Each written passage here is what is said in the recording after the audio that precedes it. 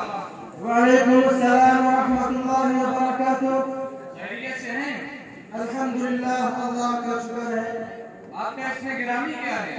میرا نام قاری عبد المنان ہے۔ آپ کہاں رہتے ہیں؟ میں پرتاپ گڑھ کا رہنے والا ہوں۔ آپ کا مسئلہ کیا ہے؟ میں قطر میں امامت کے فرائض انجام دے رہا ہوں۔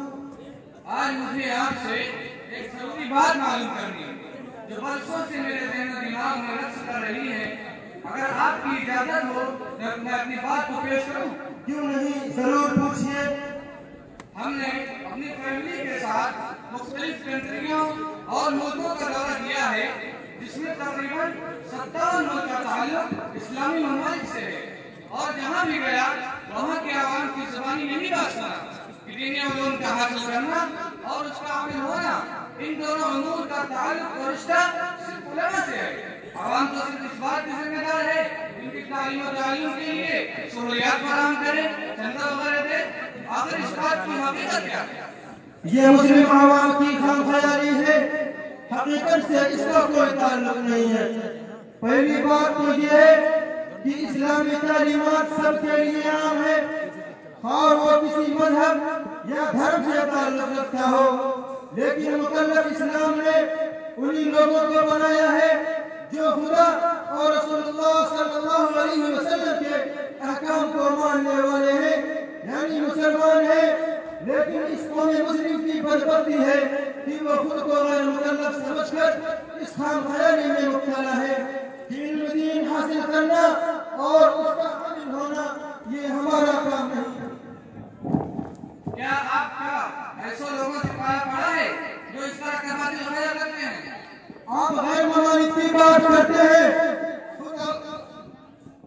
آپ غیر ممالک کی بات کرتے ہیں، خود ہمارے ملک میں ایسے حضرات موجود ہیں جو علماء کی ہر بات اور عمل پر گہری نظر رکھے ہوئے ہیں، چاہے وہ خود نماز نہ پڑھے اور خود روزہ نہ رکھے، لیکن جب کسی عالم یا دینی مدرسے کی طالب علم کی بات آتی ہے تو وہ کہہ دیتے ہیں کہ پورا مولانا صاحب تو نماز ہی نہیں پڑھتے، پورا مدرسے کا طالب علم تو روزہ ہی نہیں رکھتا، لیکن انہیں یہ معلوم نہیں کہ ان کے پاس کیا عذر ہے اور کس وجہ سے انہوں نے اس صحیح طریقے کی مدد دی ہے، اور یہ سمجھتے ہیں کہ مکلف صرف علماء ہی ہے، ہم تو آزاد ہیں۔ قاری صاحب، اگر آپ اس سلسلے میں قرآن و حدیث کی روشنی میں کوئی دلیل پیش کر دیں، شاید ان کے عقل کا پردہ ہٹ جائے۔ اس سلسلے کے دوران قرآن و حدیث میں بے شمار ہے، لیکن قلت وقت کے سبب صرف 2-3 دلائل پر اکتفا کرتا ہوں۔ ارشاد باری ہے، یا ایھا الذین آمنوا استعینوا بالصبر والصلاۃ ان اللہ مع الصابرین۔ اس آیت مبارکہ میں باری تعالیٰ نے ایمان والوں سے فرمایا کہ اپنی کٹھن گھڑی میں صبر اور نماز کے ذریعے مدد چاہو۔ یہاں علماء اور مولانا کی کوئی خصوصیت نہیں، بلکہ باری تعالیٰ نے ایک ذات کا مقرر فرما دیا ہے۔ حدیث شریف میں ہے، کلکم راع وکلکم مسئول عن رعیتہ۔ اس حدیث کے ٹکڑے سے بھی یہی معلوم ہوا کہ ہر شخص اپنا کرتوت کا خود ذمہ دار ہے۔ عالم سے اس کے کارنامے کا سوال ہوگا اور جاہلوں سے الگ ہوگا۔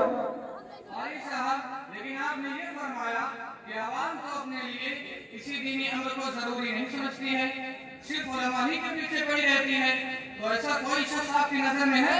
ہاں ہے، ہمارے ہی علاقے کے ایک صاحب ہے جن کا نام مونا بھائی ہے۔ وہ ہمیشہ بازاروں اور چوراہوں پر ایک خاص میٹنگ کر کے وہ اسی طرح کی باتیں کرتے رہتے ہیں۔ میں آپ کو اسے ملاتا ہوں، لیجیے آئیے۔